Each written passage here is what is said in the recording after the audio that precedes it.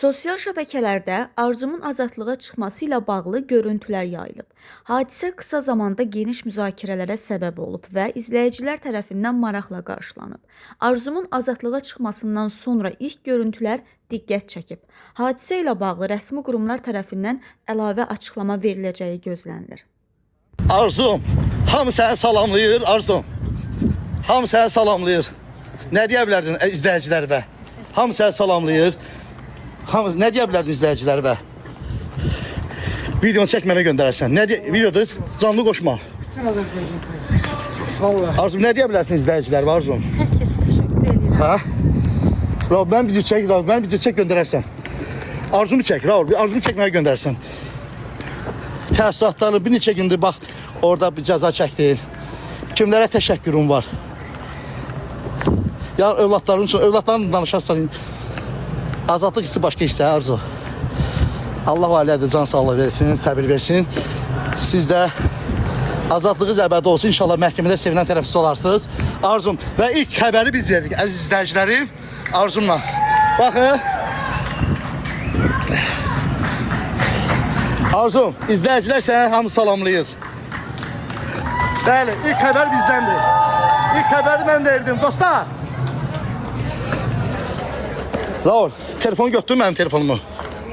Sən mənə video çək verdilər mənə. Qısa çək ki də gəlin. Qısa çək tezdən. Qısa çək tez. Təşəkkürlər.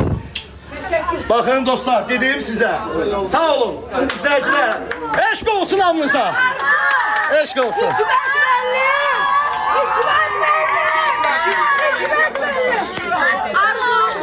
Teşekkürler. Teşekkürler. Teşekkürler hamınıza.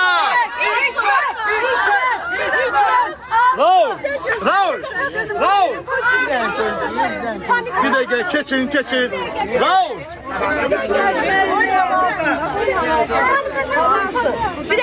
Arzu, Raul keçin.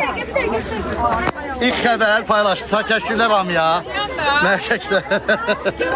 Təşəkkür. Bir də keçin. Bir dənə yol verin zəhmət olmasa. Bir də keçin. Ata keç qabağa. Bir də keçin də bura.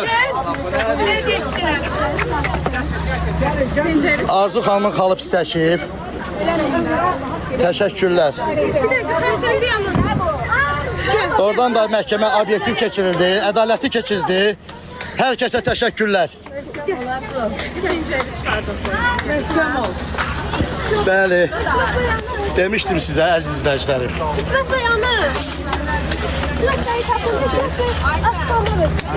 Raul, bir saç çək göndər mənə.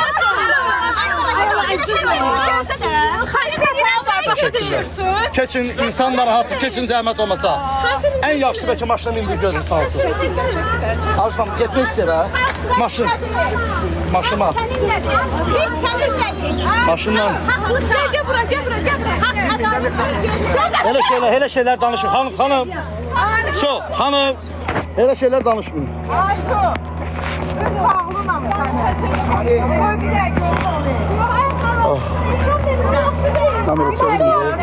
Kamera çevirelim. Öyle bir anons bağladı. Arzu. Kurban olun. Mükemmel ne yapıyorsun? Arzu başladıqdadır. Arzu. Bir dənə gözlə. Raul. Gözlə. Raul. Biraz hava.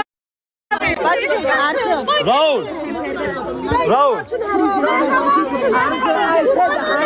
Gəlin ən yaxşısı Arzu xanım. Siz gedin evə, sonra müsahibə verərsiniz Arzu xanım.